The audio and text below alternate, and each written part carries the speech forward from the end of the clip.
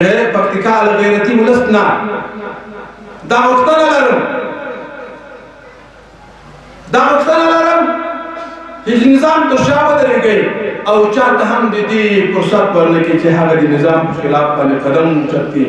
بلکې کوشش تاسو وکړئ هغه څوک چې ما په ضد باندې جنګېدلی ده ما ته د جهاد نوعه وحشت کړې ده هغه ته موږ د جهاد پیغام کړی ده او په دغه پیغام باندې موږ اوس متحد دشمن ولاړ یو او تر هغه به ولاړ یو تر څو پورې چې بندي انشاءالله زما د ولایت هغه د ممدار خان ناست دي یو څو ورځې وړاندې خبر شوم چې په دغه ساحه کې د تېر حکومت یو چارواکي ویستل شوی ده د ملګرو په مخ کې درواغ ویل دا خو ډېره ستر خیانت ده او ډېر حماقت ده دغه ونه امینات چې ما هغوی ته څنګه دې حکم وکړي نه نن د ټولو مینې موږ ته برابر دي د ټولو ابرو عزت موږ ته برابر ده جدي هم کړی خامخا عامل پیدا شي او مقامونه موږ ته باید وسپارل شي زه ټولو ته اطمینان ورکوم موږ په خپل عهد باندې هماغه دشمن ولاړ یو هغوی ته عفو ده خو البته عفو سیاسي عفو ده د چا شخصي وینې او د چا د شخصي مال خلاصون موږ نسو کولی که چا باندې د چا شخصي حقوق باندې وو هغه د هغو مخه څوک نیولی نه چې په قانون له لارې د محکمې له لارې هر څوک راتلی شي که په تعلیم باندې وي که په تیر چارواکي باندې وي که په ولس باندې وي هر حق چې باندې وي موږ نظام د هغوی په وړاندې باندې ادارې جوړې شوي دي خپل اصول دې طی کړي او د اصولو له لارې د خپل حقوق اصول کړي بله خبره د پکتیکا غیرتي ولسه دلته موږ بې شمېره کونډې لرو بې شمېره بورې میندې لرو او بې شمېره یتیمان لرو بدون له تکفیک نه بدون له امتیاز نه هر څوک چې پلار یې په دغه لاره کې یعنې په دغه وطن کې هغه له لاسه ورکړی وي هغه که د عمارت په صفوفو کې وي او که د تېر حکومت په صفوفو کې وي خو چې زموږ په ولس کې یتیم وي د دغه یتیم کفالت اول په موږ او بیا په دغه ولس باندې واجب ده ولسه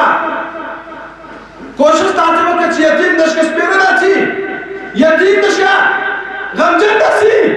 یتیم د شکه د خپل پلار د جدایي احساس ونه کړي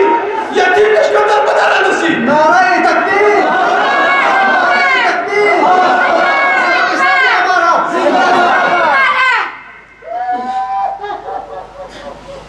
بنان ولسه کوشش تاسو وکړئ چې د یتیم کورنۍ د شهید کورنۍ د شکه بې وزله پاتې نه شي بې کفالت او سرپرسته پاتې نه شي د هغوی نیکه سرپرستي وکړه او بله مې خپله د معارف ادارې ته ویلي وه چې د پکتیکا په سطح باندې چې څومره یتیمان دي هغه د هر چا یتیم وي هغه خپل دارالفنون ته راولي او نیک کفالت یې وکړي د پکتیکا غیرتي ولسه بله خبره داره چې موږ دې ته ژمن یو چې انشاءالله د پکتیکا لپاره به چې څومره انکشافي پروژې وي څومره د بهبود او د رشد لارې وي هغه به ټولې دلته راجلبوو خپل ټول امکانات به په کار باندې اچوو خو البته الله فرمایي الشیطان یعیدکم الفقر ویأمرکم بالفحشاء الله فرمایي شیطان تاسو ته امر کو فقر باندې تاسو ته وعده په فقر درکړي هغه درته وایي چې اسلام ومنئ تاسو به غریبان شئ اسلامي نظام ومنئ تاسو به مسکینان شئ اسلامي نظام ومنئ تاسو ته به غربت منځته راشي او تاسو ته امر په فحشا او په منکر باندې کوي بې حیایي باندې کوي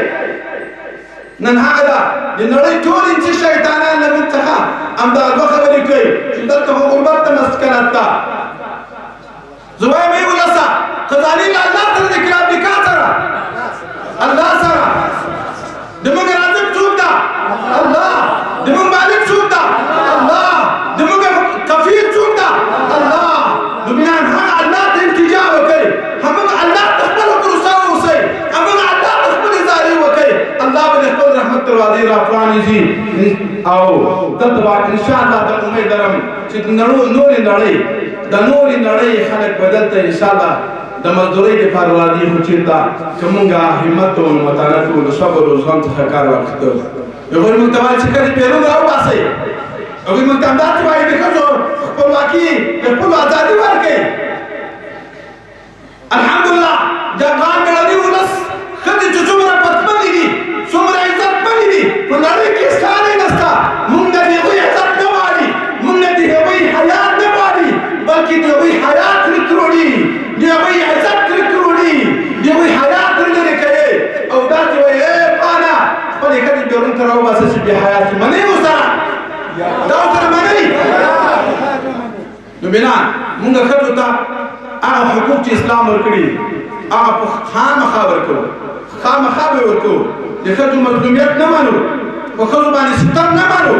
په ښځو باندې بربریت نه منو د ښځو حقوق چې اسلام ورکړي دي هغو ته ژمن یو البته بې حیایي نه ورکوو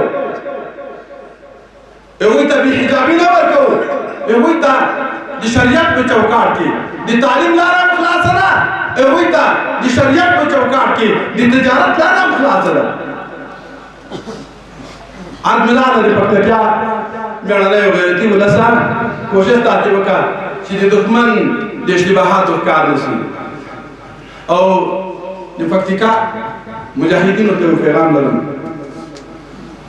او دا پیغام د ما نه ده د امارت د مشرانو ده د مشرتابه خانه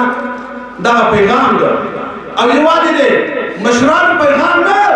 بلکې د موږ داسې د سرور کائنات فخر موجودات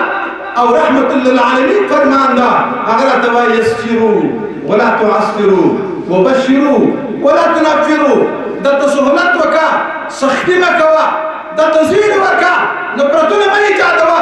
کرکې مه ایجادوه مجاهدینو تاسو ته زموږ حکم ده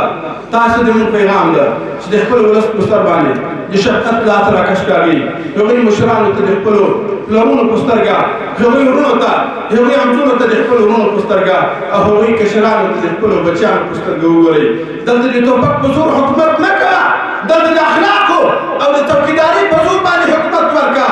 دلته د ولس ته دا په عمل کې ښکاره کړه چې دلته به زه پیردار یم او ته به په راحت کې زه به د تا څوکیدار یم او ته به د ارام خوب کوې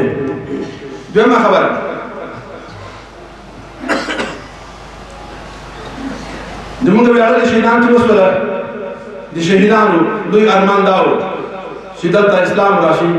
او هېواد مو ازاد شي او هېواد مو جوړ شي دا د هغوی سپېڅلی ارمان نو بنا د افغانستان د نظام چې یو میخ د یو میخ دا د ټول ملت شریک ده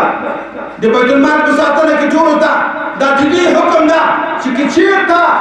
یو میخ له بل ځای څخه بیجا کېږي له خپل ځای څخه بیجا کېږي چاته اجازه نه ورکوم او په وړاندې یې داسې ولاړ یم لکه د ما شخصي ملکیت چې ورو خبر راشکردو سره د مانځه وخت هم ده او خلک له لرې لرې ورسونو څخه راغلي دي د دوی راتګ ته هرکلی وایم د دوی د راتګ تقدیر کوم او تحسین کوم الله دې موږ تاسو دا مجلس دا د ټولو شهیدانو د ارواحو د خوشحالۍ ذریعه وګرځوي الله دې د هغوی ارواح معطر د هغوی قبرونه منور او د هغوی ارواح د الله په علیین کې له مهدیینو سره بلند وګرځوي او الله دې موږ ته توفیق د دې راکړي چې د خپل دغه غمځپلي ځورېدلي کړېدلي ولس هغه څه خدمت وکړو چې هم دوی رانه خوښ وي او هم پروردګار جل وعلا شانه رانه خوښ وي واخر دعوانا ان الحمد لله